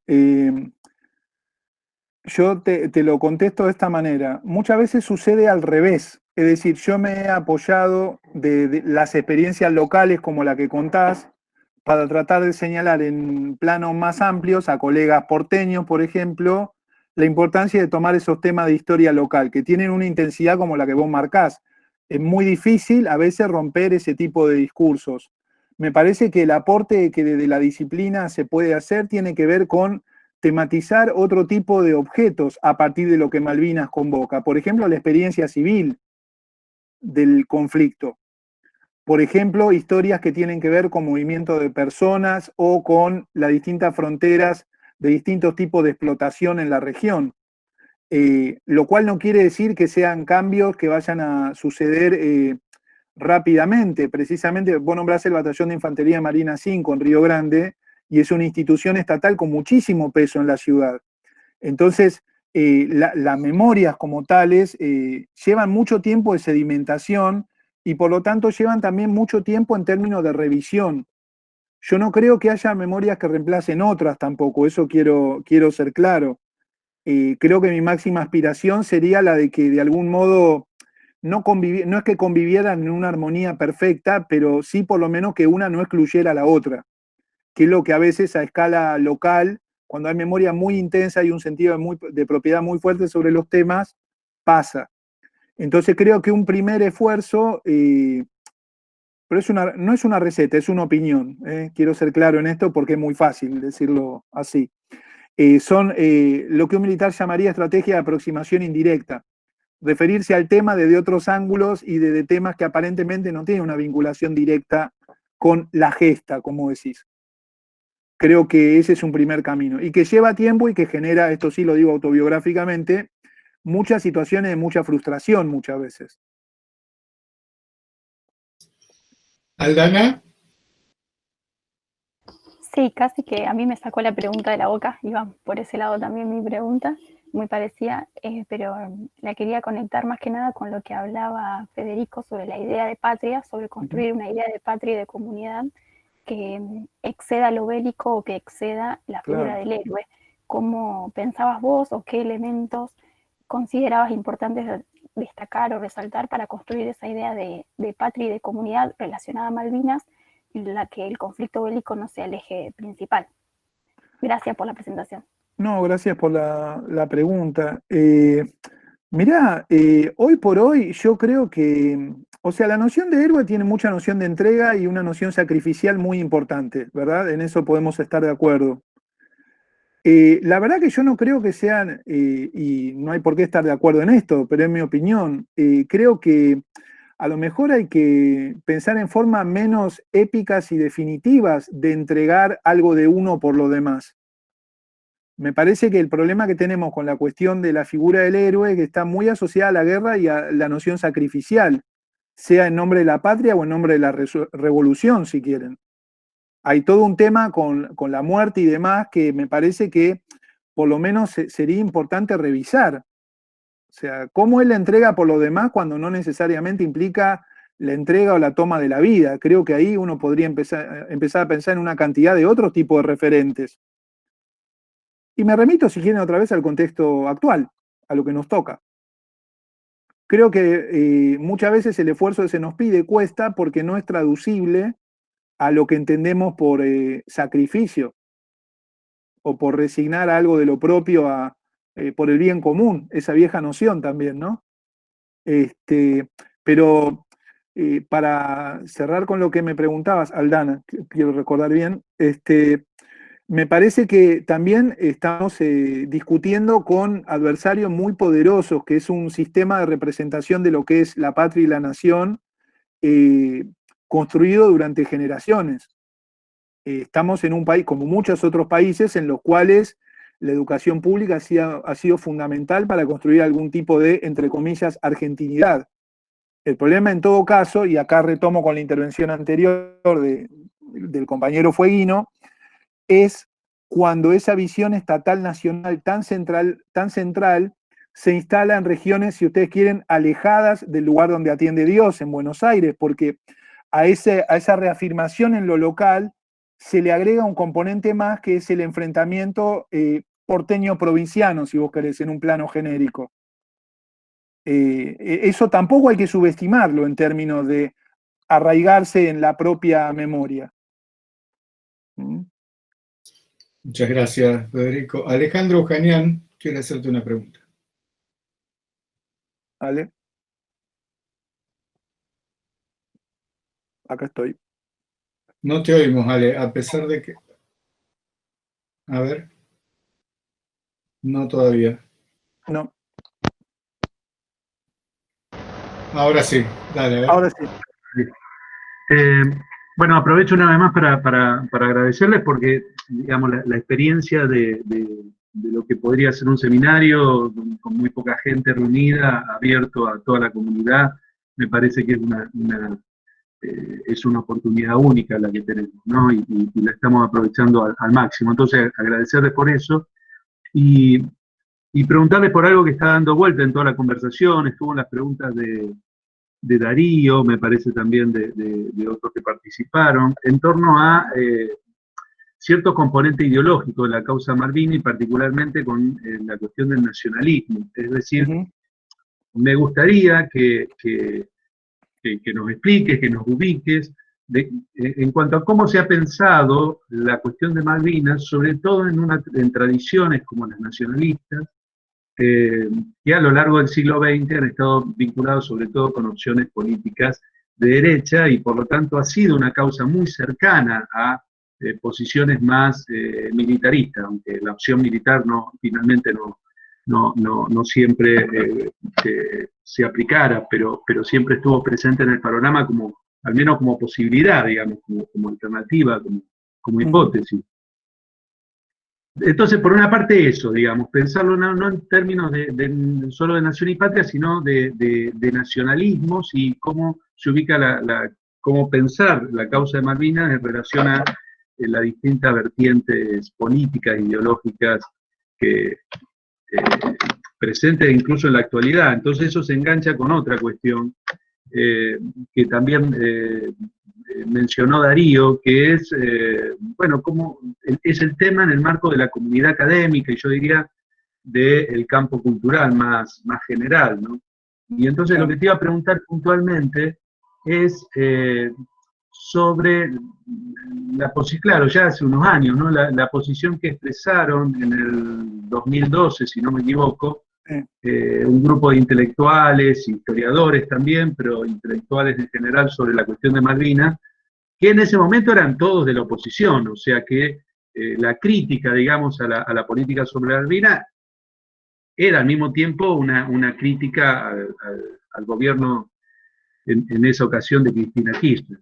Bueno, entonces, un poco eso. Entonces empiezo del final para el principio, pues me parece, de hecho yo critiqué esa declaración, por eso me parece más fácil arrancar por ahí. Precisamente por lo que vos señalás, era más una crítica al gobierno que a la posición, si vos querés, nacional en un sentido amplio sobre Malvinas. Y esto es algo que ineluctablemente atraviesa el tema. Es cómo Malvinas funciona en términos de política interna, para empezar a relacionarlo con los nacionalismos, como vos marcabas.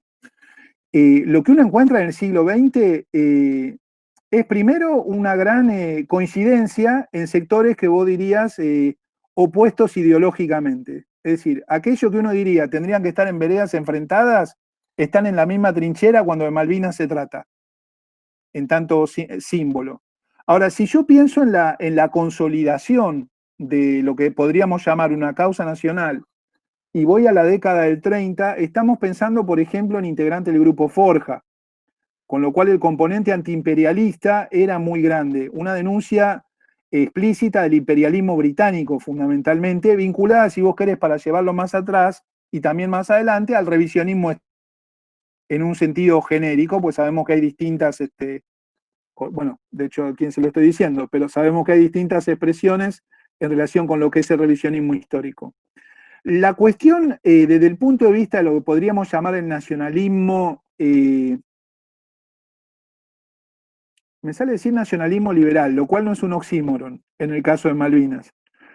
Creo que tiene que ver más con una lógica que a la larga va a hacer que decanten por un pensamiento abstracto del problema, más en términos de geopolítica y con menos intensidad en términos de adhesión a la posible recuperación bélica. ¿Qué quiero decir con esto? Que es un nacionalismo que es muy firme en la reivindicación de Malvinas, pero no piensa en la vía violenta, si se quiere, o por lo menos hasta el 82, para efectivizar esa recuperación. Ahora, hasta el 82, lo que uno va a encontrar es que más allá de que, por ejemplo, es el carril del pensamiento nacionalista de Cancillería, que logró grandes avances en clave pacífica, si se piensa, en la década del 60. Sí, eran antipopulares, eran liberales muchos de ellos, pero el reclamo de soberanía estaba. intelectuales como Caillegua o Levene, que no lo pensaríamos ni por asomo en el campo popular, y que celebran el interés de los sectores populares sobre el tema. Entonces ahí hay una hibridez importante. Ahora, lo que para mí le da una intensidad beligerante al tema, pero es algo también a explorar en mayor profundidad, es todo el movimiento nacionalista de corriente, más bien de raigambre popular de los 30, los 40 y los 50. Yo incluso en el seminario mencionaba algunos autores poco trabajados, que eran más divulgadores que otra cosa, pero eran investigadores, que partían se apoyaban en la investigación de autores de la Academia Nacional de la Historia, o incluso en la misma obra de Paul Grusac, si vos querés, que es la primera, que sistematiza la información sobre Malvinas, pero que hacían un señalamiento muy concreto. En su voluntad por denunciar el imperialismo británico, le daban una entidad muy importante a la experiencia, a lo que hoy llamaríamos experiencia de los isleños. ¿Por qué? Porque el principal enemigo a denunciar era el imperialismo británico. Entonces, te diría que ese es un trabajo todavía por hacer, porque cuando hacemos la genealogía, en términos de identificar cómo se vinculan los nacionalismos, yo te puedo hablar de distintos autores. Te puedo hablar, por ejemplo, del Colorado Ramos, que es una persona clave para el pensamiento de lo que se llama izquierda nacional en los 70, y en el 82 va a pedir fusilamiento para los responsables de la guerra de Malvinas, pero también para Rattenbach, para hacer un informe que denosta la guerra. O sea, ahí estamos el problema con los símbolos, ¿no? El problema del peso simbólico de ciertas cuestiones. Hay otros autores, bueno, tenés un personaje como Muñoz Aspiri, más vinculado al nacionalismo católico, miembro de Cancillería, pero Muñoz Aspiri, ese nacionalismo católico y revisionista, le va a permitir que su obra sobre Malvinas, la historia completa de las Malvinas, la publique Editorial Oriente, que es la misma que publica la historia de José María Rosa. Entonces, es difícil de brosar. Me parece que el problema justamente con Malvinas es que no es fácil el desbrozamiento cuando hay un acuerdo básico que es la justicia de la causa y la usurpación de un territorio. Y hay un trabajo de recorridos individuales y trayectorias individuales que todavía falta hacer sobre algunos historiadores que trabajaron en el tema. Tanto porque lo trabajaron y no lo incluimos en miradas mayores sobre ellos, como porque desconocemos que lo hayan trabajado. Creo que es lo mejor que podría responder en relación con el punto. Para volver al documento del 2012, sí me parece importante decir que sí tiene la virtud, e incluso el documento, debería revisarlo ahora, pero lo tengo bastante presente, de hacer algo que creo que hay que hacer, que es decir que no se puede ignorar a los isleños en las discusiones. Es decir, no cuestiona los derechos argentinos sobre el territorio, pero abre la pregunta por, ¿y la gente que vive ahí qué pasa? Lo que sucede es que creo que la clave era más de disputa interna, y mucho de la discusión sobre Malvinas tiene que ver con eso. Pongo otro punto de la agenda pendiente y ya no me extiendo más. No hay un trabajo serio, como no sea de cada una de las partes, sobre la polémica sobre el Gaucho Rivero, que es clave en el 66, porque ahí se pelea el revisionismo en bloque con la Academia Nacional de la Historia y su dictamen. Eso sería interesantísimo de hacer. Bueno, no está hecho. No está hecho. Y ahí se verían en un momento álgido para Malvinas, porque el año anterior es el alegato Ruda y la declaración 2065, es el año del vuelo de los cóndores, que no azarosamente llaman Puerto Rivero a Stanley cuando aterrizan, que se enfrentan, si se quiere, esta idea de revisionismo versus historiografía liberal mitrista, alrededor de la figura del Gaucho Rivero. Debate que se arrastra hasta nuestros días, pero que fue muy intenso. Ahí habría un lindo momento para detener la película y ver qué pasaba. Invitación a todos los que estén... Yo me muero, ahora mismo miro acá a la derecha, están todos los libritos ahí esperándome, dictamen de la academia incluido. Pero es un trabajo interesantísimo. Porque, bueno, pone en juego la figura del gaucho, por ejemplo. Gaucho y Malvinas es un cruce... Uf. Perdón si me embalo mucho, ¿eh? No, tranquilo, que para eso te invitamos, para que te embales. Bueno, a ver, ¿hay alguien más que quiere preguntar? Gracias, Alejandro. Creo que es Franco Leonel, ¿no? Franco estaba.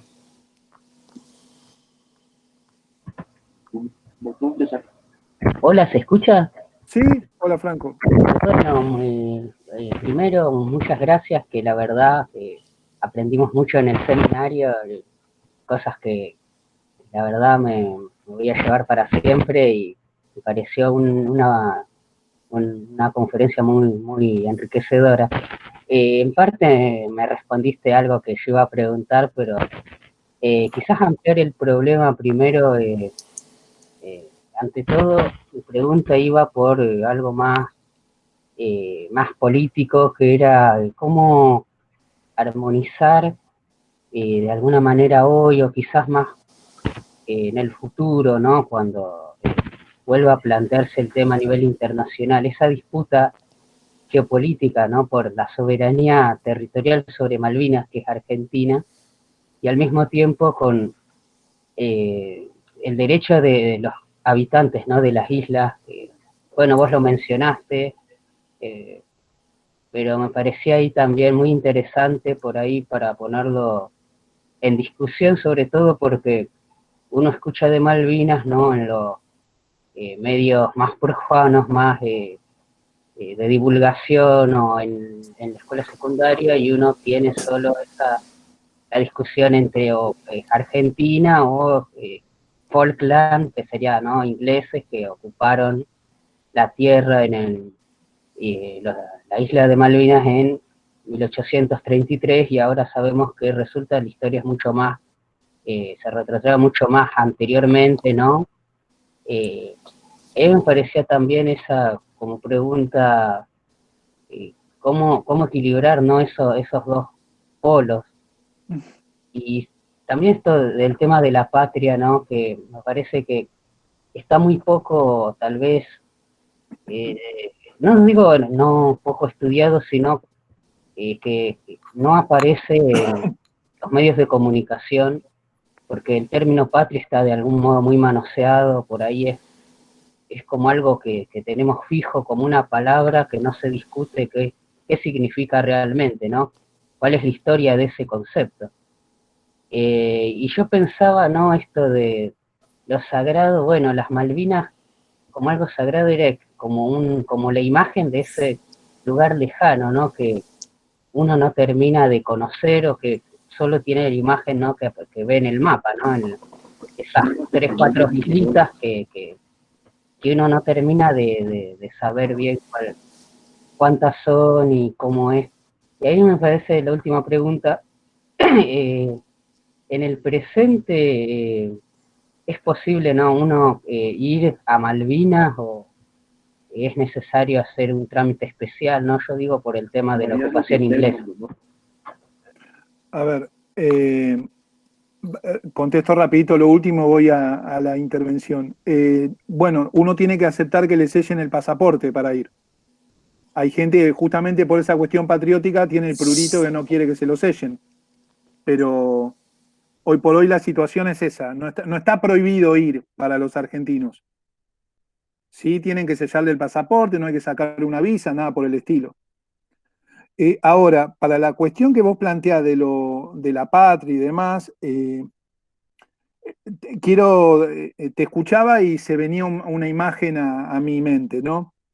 En pocos lugares se me aflojaron tanto las piernas como el cementerio de guerra argentino en Darwin. Eso quiero decirlo también como dicen ahora, ¿vieron? Digamos todo. Bueno, en el digamos todo está eso también. O sea, es un lugar, Malvinas, muy cargado de sentidos.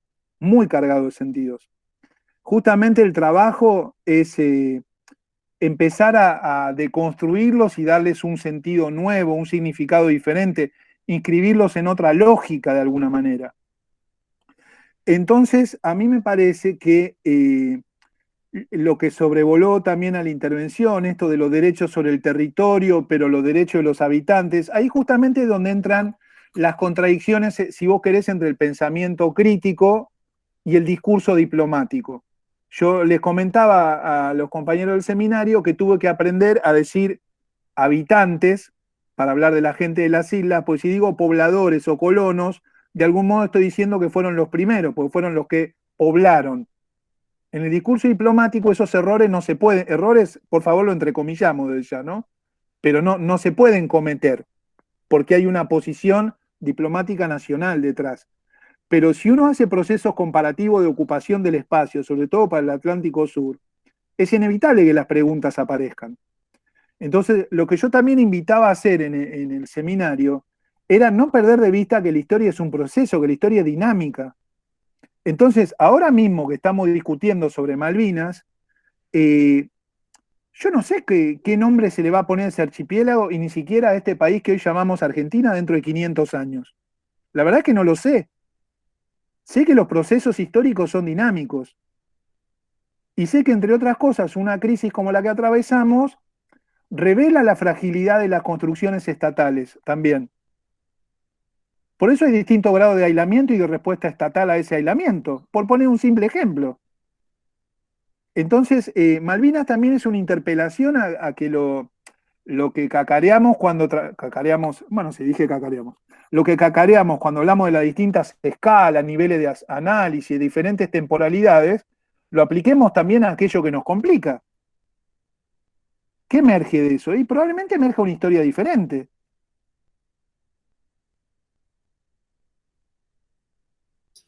Bien. Julia Robolón. ¿Perdón? Julia Robolón. Hola, buenas tardes. Vale.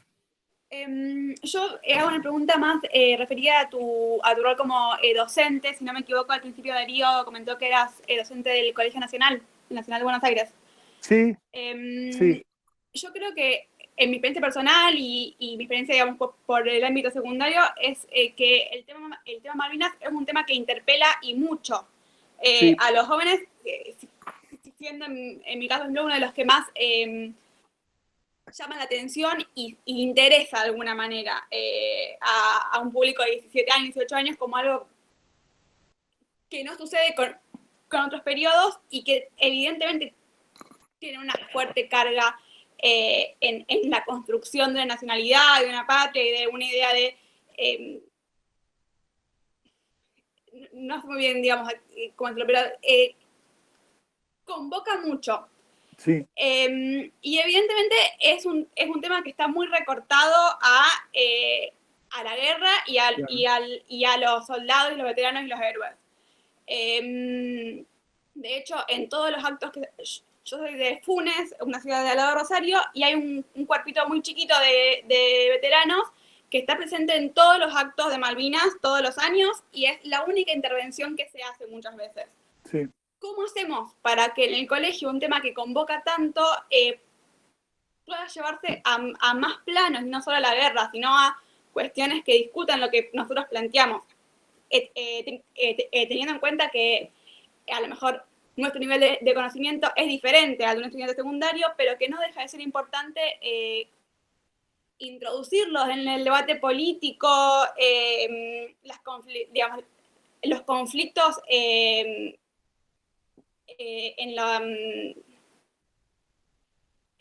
la diplomacia y en la construcción de ideas que sin duda son tan importantes como la parte de la guerra en específico y de los héroes de Malvinas, si se quiere decir. ¿Me escuchan? Sí. Me perdí la última parte, perdón, Julia. Digamos, ¿de qué manera vos como docente y como investigador específicamente de Malvinas sentís que podemos llevar al secundario toda esta otra parte que no está presente? Ajá, bien. No sé si Bueno, Clara. Flor de pregunta. Primero, en beneficio del grupo de veteranos de Funes, lo que es importante decir es que para muchos argentinos, probablemente su único vínculo experiencial con eso que llamamos Argentina, patria, etcétera, haya sido haber ido a la guerra. Entonces eso tiene una intensidad local muy fuerte. Es difícil pretender que funcione de otra manera, cuando además la escuela pública todavía hoy, en gran medida, más allá de muchos cambios, sobre todo en cuanto a la enseñanza de historia o ciencias sociales, funciona alrededor de las efemérides. Eso es algo muy importante a tener en cuenta. Ahora, tomando lo que vos decís, que me parece central, creo que un gran esfuerzo, pero con lo que acabo de decir se refuerza la idea de gran esfuerzo, es que a lo mejor no hay que hablar de Malvinas en ocasión de los aniversarios. Obviamente no se puede no decir nada, porque el aniversario tiene su propio peso. Pero un primer momento es desesencializarlo en términos de trabajarlo en otras fechas. Hubo disputas por los feriados también, que el 2 de abril o que el 10 de junio, por ejemplo, que era la fecha del día, el 10 de junio, que está muy cerquita de la fecha de la rendición, el 14. Entonces, la gente muchas veces se lo confunde. El 10 de junio de 1829 es cuando nombran a Vernet comandante político y militar, y el 14 de junio de 1982 es cuando fue la rendición. Es decir, es muy difícil pelearse con las fechas. Pero, ¿qué pasaría si hiciéramos un esfuerzo que pasa, por ejemplo, en introducir otros temas, los civiles, la escuela durante la guerra, Malvinas en la educación, o más ampliamente, el sur como tema? Porque ahora mismo nosotros estamos hablando de... Fíjense todo lo que sale a partir de Malvinas. Cómo enseño, cómo me relaciono, cómo se hace política internamente. Esas son preguntas que se aplican a cualquier tema. Entonces, esto refuerza la idea de que Malvinas como símbolo no es algo que se pueda dejar ahí boyando, porque nos preocupa políticamente. Me acuerdo de una vuelta haber publicado algo que bastante me costó, sinceramente, que era que tal vez había que poner el 14 de junio como fecha de inicio del final de la dictadura. El 14 de junio del 82, desde ya. Por supuesto que no cae bien ni izquierda ni a derecha, por decirlo de alguna manera. Pero yo creo que esos son los ejercicios conceptuales que al nivel que podamos tenemos que proponer. Porque si no, aunque intentemos dar una discusión en la fecha del aniversario, lo que sucede es que es una batalla perdida de antemano. Porque el peso simbólico, el peso de lo sagrado, el peso del testigo hablando de lo que vivió, no son cosas ni siquiera que haya que confrontar. Porque cuando un testigo, un sobreviviente, de lo que sea, va a hablar, puede ser un IPFiano despedido que habla de lo que era trabajar en IPF en una escuela. Cuando alguien va a hablar a una escuela, por ejemplo, está hablando de la historia que armó para poder seguir con vida, literalmente. Entonces no es mi trabajo desmantelarlo en un acto o hacer un trabajo crítico sobre eso. Por eso digo que a veces es interesante hablar por fuera de la fecha. Porque si no también estamos pensando la memoria, si ustedes quieren, muy unilinealmente. Y justamente las memorias, como las experiencias, son múltiples. Creo que ahí hay un ejercicio interesante para hacer. Sí, sí, también salir de este esquema del derribador de mitos, ¿no? Es decir, no es ese el trabajo del historiador o de la historiadora. A Julia le digo que está invitada a las actividades que hacemos en el programa, porque ya hicimos una y vamos a hacer otra en fin de año sobre Malvinas en la escuela, y una de las apuestas es justamente esto, hablar de Malvinas desde otros lugares, en otras fechas, con otros materiales, meter la literatura, meter el sur, el mar, el viento. Hay muchas cosas para hacer, y por supuesto que en todos los libros de Federico vas a encontrar ideas para hacerlo. Ahí Lilian... algo, perdón, antes de Lilian. Sí, ideas dale. que pude levantar trabajando con docentes en distintos lugares del país. Claro. Sí, tengo el privilegio de poder publicarlas, pero son cosas que uno aprende escuchando docentes de distintos lugares del país, que tienen que lidiar con este tipo de cuestiones. Perdón. Claro.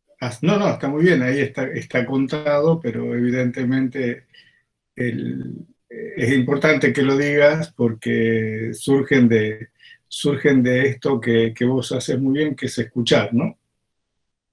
Esto es muy importante. Liliana. Hola, buenas tardes. Bueno, un gusto estar acá. Yo vengo cursando como oyente en la Cátedra de Malvinas, lo que estoy muy agradecida, por supuesto, desde ya. Y bueno, más que nada aportar a lo que decía la compañera Julia recién, de que cómo salir, que es una idea, ¿no?, que tiro, de cómo salir, digamos, de este conflicto que tenemos con Malvinas, que por supuesto dentro de la historia se ata a las efemérides en secundaria. Yo soy docente de secundaria, ¿sí? Docente de historia. Y bueno, a mí se me ocurrió que cuando ahora el ministerio, con el tema de la pandemia, nos dice que tenemos que pensar situaciones problemáticas, justamente alrededor de un tema que sea disparador, o de alguna problemática en el contexto o en la localidad en que estamos, a mí ya se me había ocurrido con una compañera trabajar Malvinas. Porque vos Malvinas lo podés trabajar desde la economía, desde las ciencias naturales, desde la historia, desde el seminario, con la metodología de la historia oral, desde las distintas construcciones de ciudadanía, de derecho, desde filosofía. Me parece que es muy amplio el tema Malvinas justamente para empezar a desatarnos estas cuestiones que tenemos que solo la trabajamos en efemérides, porque como que no tenemos el espacio para trabajarlo.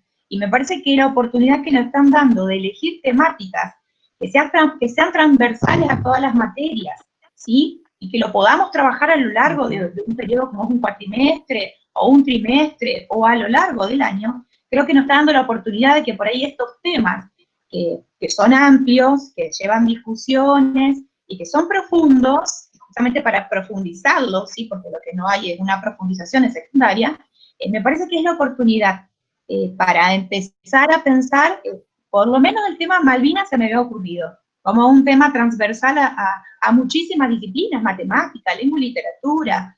La verdad, desde, por ejemplo, orientación al turismo, desde turismo, claro. Me parece que no hay que desaprovechar, hay que encontrar ahí esas oportunidades. Un poco contestando a lo que decía la compañera Lorena, ¿no?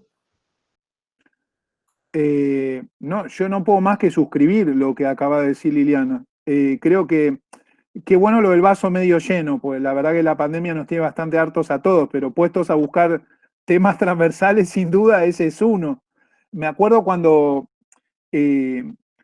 hicimos los materiales para el Ministerio de Educación Nacional en el 2005-2006, el gran argumento que tuvimos para hacerlos era, mirá, es un tema que atraviesa a prácticamente cualquier región de la Argentina, mucho más que otro. Por supuesto que no se vive monocordemente, pero también nos sirvió para constatar el peso del relato estatal nacional sobre Malvinas, que es con lo que, subyacente a las intervenciones, se ve que nos peleamos muchos. Sin duda tiene mucho peso ese relato estatal nacional, no tanto sobre la guerra, sino también sobre nociones de soberanía y territorio.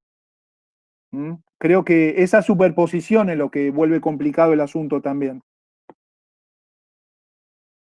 Bien, gracias Federico. Está Mariano Matzkin, que quiere preguntar.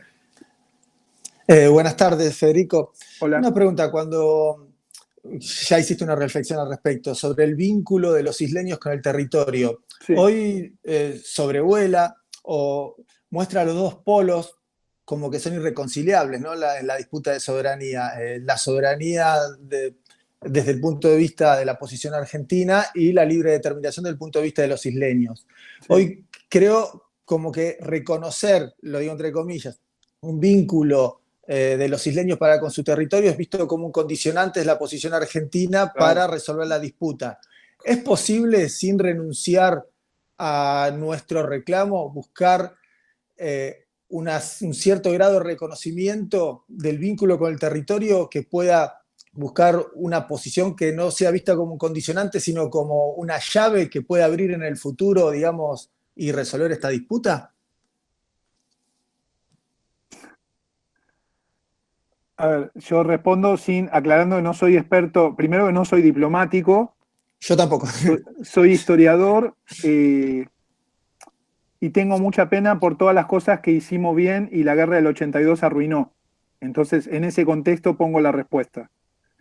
Yo no sé cómo se puede hacer, creo que hay que buscarle la vuelta, porque no a la cuestión de la soberanía, sino concretamente a lo que vos decís de los isleños.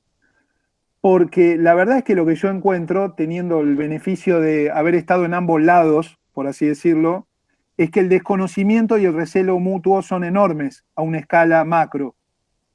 A una escala micro, por ejemplo, regional, al contrario, uno encuentra muchos vínculos, tanto entre los isleños y el continente del lado argentino como el lado chileno.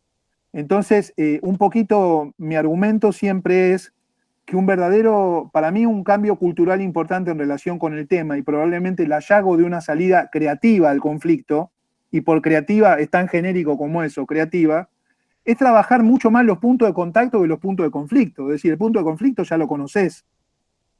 Pero me parece que enfatizamos tanto en lo que nos separa, por así decirlo, que eso oscurece por completo los elementos en común. Y entonces es mucho más difícil encontrar una salida. Cuando digo todo lo que la guerra del 82 arruinó, me refiero a que se habían hecho esfuerzos muy grandes en términos de vinculación logística y cultural entre los isleños y el continente, sobre todo en la primera mitad de la década del 70.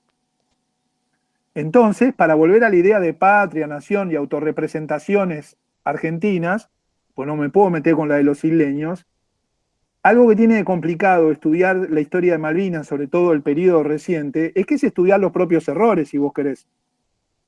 Y entonces yo digo esto y seguro a lo mejor alguien piensa, no necesariamente el auditorio, pero alguien piensa, este está a favor de los isleños. No, la verdad yo estoy a favor de aprender de lo que uno hizo, no en un sentido de castigo, sino en un sentido de acumulación social del conocimiento, que es a lo que aportamos con nuestras investigaciones o dando clase.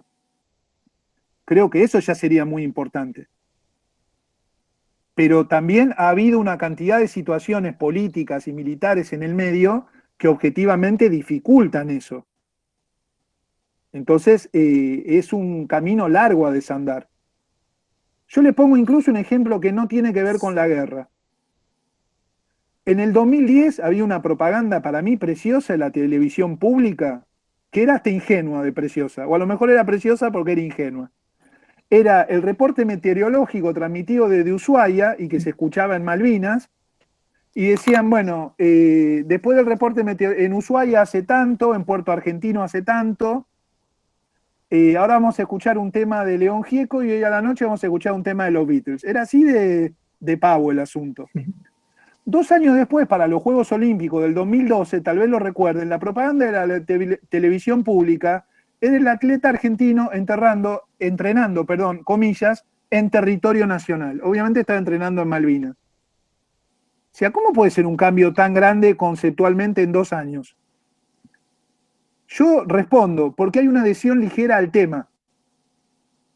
O sea, Malvinas es algo que tiene un arraigo muy profundo culturalmente, pero a la vez la adhesión al tema es epitelial. Entonces genera ese tipo de respuestas o conductas, que tienen también consecuencias profundas, porque esos gestos que son epiteliales van a lo profundo. Tenemos que salir nosotros de esa trampa. Justamente, también con Rubén editamos un libro que se llama En 15 días nos devuelven las islas, que está libre para lectura debido al ASPO. Parte de un ejercicio al absurdo, una reducción al absurdo. ¿Qué pasaría si hoy llama a la reina, al presidente, y le dice, mira, la verdad que los argentinos tienen razón, las islas son de ustedes, en 15 días se las devolvemos? Nos pondrían en un auténtico problema, porque estamos tan ocupados por lo que nos sacaron, por lo que nos falta, por lo que sea, que no pensamos a ese espacio integrado a un desarrollo regional. ¿Se entiende el punto? Sí, sí. Entonces es difícil que pensemos a los que viven ahí mientras no nos hagamos esa pregunta sobre qué significa que las Malvinas son argentinas, más allá que esa enunciación. Gracias, Federico. No, por favor. Bueno, Federico, todas, Rubén, Alejandro, creo que nos dimos el gusto. Tuvimos una sesión muy linda, muy interesante, conversada, diferente a las anteriores. Y a mí, para agradecerte y para cerrar la reunión, me gustaría leer una frase de Fantasmas, el libro que hoy nos congregó, y que es para mí una expresión de deseo. Espero que para ustedes también.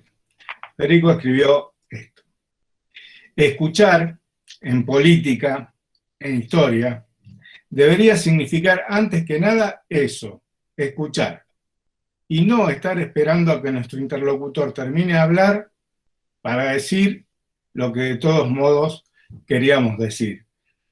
Ojalá que a muchos les prenda esto, ojalá que una de las principales cosas que pueda transmitir este programa, este seminario, sea, ¿por qué no esto?